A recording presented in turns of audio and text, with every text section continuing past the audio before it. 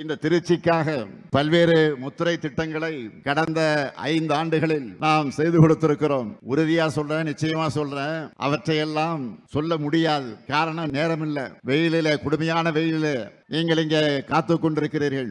எனவே சுருக்கமா தலைப்புச் செய்தியா மிக மிக சிறப்புக்குரிய சிலவற்றை மட்டும் நான் உங்களிடத்தில் லிஸ்ட் போட காத்திருக்கிறேன். பக்கத்து மாநிலத்தை சார்ந்தவர்கள் கூட இது என்னப்பா ஒரு பஸ் ஸ்டாண்ட ஏர்போர்ட்டை மிஞ்சுகிற வகையில் இருக்குன்னு வியந்து போய் வீடியோ போடுகிற திருச்சி பஞ்சப்பூர் கலைஞர் நூற்றாண்டு பேருந்து முனையம், அது பக்கத்திலேயே பேரறிஞர் அண்ணா கனரக சரக்கு வாகன முனையம், அது மட்டுமல்ல திருவரங்கம் லால்குடி மாநகராட்சிகளையும் புதிய பேருந்து நிலையங்கள். திருச்சி மாவட்டத்தில் மட்டும் 327 திருக்கோயில்களுக்கு குடமுழுக்கு செஞ்சிருக்கிறோம்.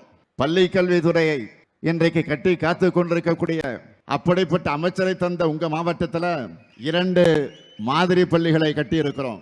உங்க மாவட்டத்துக்கு மட்டுமே நம்முடைய நேரு அவர்கள் 9 கூட்டு குடிநீர் திட்டங்களையும் 18 மறுசீரமைப்பு குடிநீர் திட்டங்களையும் செஞ்சு கொடுத்திருக்கிறார். திருவரம்பூர் சட்டமன்ற தொகுதி சூரியூர்ல மினி ஸ்டேடியம் மற்றும் ஜல்லிக்கட்டு மைதானம், துறையூர்ல புதிய அரசு கலை மற்றும் அறிவியல் கல்லூரி, சமயபுரத்துல 10 ஆண்டுகளுக்கு பிறகு தங்கத்தேர் உலா, மணப்பாறையில சிப்காட் தொழில் பூங்கா. இது மட்டுமல்ல, கூடிய விரைவில் நம்முடைய திராவிட மாடல் 2.0 ஆட்சியில அதனுடைய தொடக்கத்தில் திறந்து வைக்க போகக்கூடிய பெரிய திட்டங்கள் என்னன்னு சொல்றேன். டிவிஎஸ் டோல்கேட் பகுதியில் பெருந்தலைவர் காமராஜர் பேரில் அமைய இருக்கக்கூடிய பிரம்மாண்டமான நூலகம், பஞ்சப்பூர்ல டைடல் பூங்கா, சூரியூர்ல மிகப்பெரிய ஒலிம்பிக் அகாடமி ஆகியவற்றை விரைவில் நாம் உங்களுடைய அன்போடு ஆதரவோடு வெற்றி பெற்று ஆட்சிக்கு வந்ததற்கு பிறகு விரைவில் அதை திறந்து வைக்க இருக்கிறோம். நான் சொல்லி இருக்கக்கூடிய அனைத்தும் மகா திட்டங்கள்.